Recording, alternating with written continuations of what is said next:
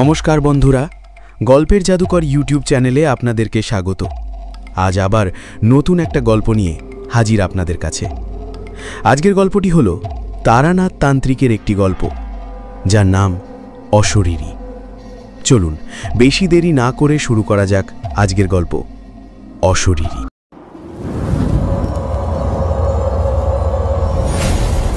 শীতের এক বিকেল, বাগবাজারের গলির ভেতরে সেই পুরনো ভাড়া বাড়ির এক কামরার ঘরে আমরা কয়েকজন বসে আড্ডা দিচ্ছিলাম। সামনেই বসে আছেন তারানাথ তান্ত্রিক, চোখ লালচে, শুকনো মুখে অদ্ভুত রহস্যময় হাসি, পাশে অ্যালুমিনিয়ামের হুকো, ঘর ভর্তি তামাকের ধোঁয়া। আমরা চারজন, আমি, নীরদ, হেমন্ত আর কিরণ। কলেজের ছেলে মানুষই কৌতূহলেই আমরা প্রায়ই তারানাথের কাছে আসি। তিনি গল্প করতে শুরু করলেই মনে হয় ঘরটা অন্ধকার হয়ে গেছে, বাইরের কলকাতার গাড়ির শব্দ মিলিয়ে গেছে। আমরা হঠাৎ চলে গেছি অন্য এক ভৌতিক জগতে। সেদিনও তারানাথ হুকো টেনে বললেন, তোমরা ভূতের গল্প শুনতে চাও? আচ্ছা, আজকে শোনাবো তোমাদের এমন এক অভিজ্ঞতা যা আজও আমার শরীরের রক্ত হিম করে দেয়। নাম দিয়েছি অশরীরীর ছায়া। ঘটনাটা বহুদিন আগের। আমি তখন বাঁকুড়ার এক ছোট্ট গ্রামে গিয়েছিলাম। গ্রামটার নাম চৌরঙ্গীপুর। সেখানকার এক জমিদার আমায় ডাকলেন। তার নাম দেবেশচন্দ্র সান্যাল। লোকটা চিঠিতে লিখেছিলেন, মশাই, আমার বাড়িতে অদ্ভুত সব অলৌকিক ঘটনা ঘটছে। চাকর বাকররা সবাই ভয় পালিয়েছে। রাতে ঘরে কান্নার শব্দ, দরজা জানলা হাওয়ায় খুলে যায়, দেয়ালে ছায়া নড়ে অথচ আশেপাশে কেউ নেই। আমি মানসিকভাবে ভেঙে পড়ছি, আপনার সাহায্য চাই। আমি তখন তরুণ, তন্ত্রবিদ্যায় নতুন নতুন অভিজ্ঞতা নিচ্ছি। কৌতূহল জাগল, রওনা দিলাম চৌরঙ্গীপুরে। গ্রামে পৌঁছে দেখি বিশাল পুরনো জমিদার বাড়ি, চারদিকে কুয়াশা আর বট গাছ। বাড়িটার দোতলায় জানলাগুলো সব বন্ধ, অথচ মনে হচ্ছে কেউ যেন ভেতর থেকে উঁকি মারছে। দেবেশচন্দ্র আমায় স্বাগত জানালেন, শুকনো মুখ, চোখে ভয়। তিনি বললেন, বাবা, আমার বংশের ইতিহাস খুব অন্ধকার। আমার ঠাকুরদা ছিলেন তান্ত্রিক, কালো বিদ্যায় সিদ্ধ।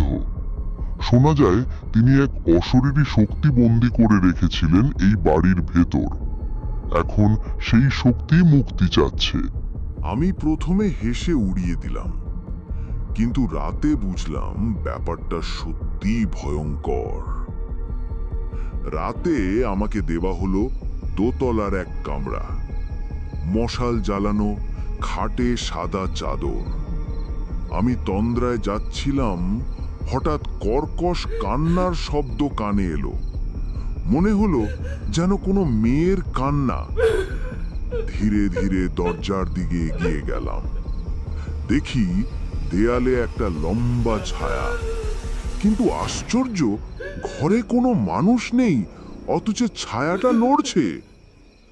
আমি তন্ত্রমন্ত্র জপ শুরু করতেই ছায়াটা কেঁপে উঠল, তারপর মিলিয়ে গেল। কিন্তু ওই কান্নার শব্দ থামল না, যেন গোটা বাড়িটা ভরে উঠল হাহাকারে। পরদিন সকালে দেবেশচন্দ্রকে জিজ্ঞেস করলাম। তিনি ভয়ে ভয়ে বললেন, আমাদের বাড়িতে এক সময় এক দাসী মেয়ে ছিল, তার নাম মালতী। ঠাকুরদা নাকি তাকে বলি দিতে চেয়েছিলেন তন্ত্র সাধনার জন্য। মেয়েটি পালাতে গিয়ে ধরা পড়ে আর রহস্যজনকভাবে মারা যায়। শোনা যায় তার আত্মাই ছায়া হয়ে ঘুরে বেড়াচ্ছে। আমি দেবেশচন্দ্রকে বললাম, আজ রাতে আমাকে শ্মশান ঘাটে নিয়ে যান, ওখানেই সাধনা করতে হবে, না হলে এই বাড়ি থেকে মুক্তি মিলবে না। সেদিন রাতে আমরা গেলাম শ্মশানে। চারপাশে ভুতুড়ে নীরবতা, দূরে শিয়ালের ডাক। আমি ধূপ, প্রদীপ আর তান্ত্রিকের সরঞ্জাম সাজালাম।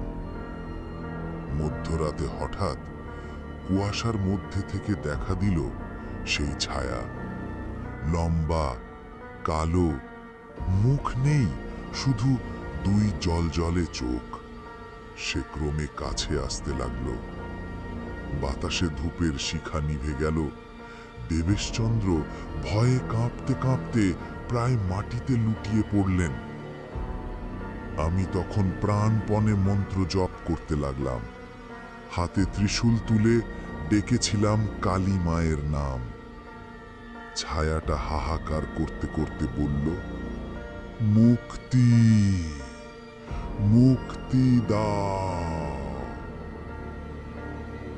ওই কণ্ঠস্বর কানে যেতেই আমার সারা শরীর শিরশির করে উঠল। মন্ত্রের প্রভাবে ছায়াটা কিছুটা শান্ত হল। আমি তখন তান্ত্রিক প্রক্রিয়ায় তার সঙ্গে যোগাযোগ করার চেষ্টা করলাম। মালতীর আত্মা কেঁদে বলল, আমাকে ঠকিয়ে বলি দিতে চেয়েছিল তোমাদের ঠাকুরদা। আমি পালাতে গিয়ে প্রাণ হারাই। আমার আত্মাই বাড়িতে বাধা পড়ে আছে। আমি চাই শুধু মুক্তি, আর কিছু নয়। আমি বুঝলাম এটাকে ধ্বংস করা নয়, বরং শান্তি দেওয়াই প্রয়োজন। আমি দেবেশচন্দ্রকে বললাম, তোমার পূর্বপুরুষ পাপ করেছিলেন, তাই এই শাস্তি। এখন তোমাকেই প্রায়শ্চিত্ত করতে হবে। আমরা পরদিন গঙ্গার তীরে যজ্ঞ করলাম। দেবেশচন্দ্র নিজ হাতে মালতীর নাম করে পিণ্ড দান করলেন। অশ্রু গড়িয়ে পড়ল তার চোখে। সেদিন সন্ধ্যায় আবার সেই ছায়া দেখা দিল, কিন্তু এবার চোখের দুটি শান্ত, মুখে যেন এক অদ্ভুত প্রশান্তি।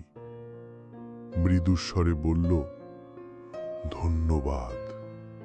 তারপর মিলিয়ে গেল আকাশে। তারানাথ গল্প শেষ করে হুঙ্কুর ধোঁয়া ছাড়লেন। আমরা চারজন স্তব্ধ। মনে হচ্ছিল আমরা নিজেরাই সেই ভয়ঙ্কর রাতের সাক্ষী। তারানাথ হেসে বললেন, ভূতপ্রেত বলে কিছু নেই বলো তোমরা, কিন্তু আমি জানি এই পৃথিবীতে অনেক অদৃশ্য শক্তি আছে, যাদের না সম্মান করলে, না মুক্তি দিলে তারা অশরীরী ছায়া হয়ে থেকে যায়।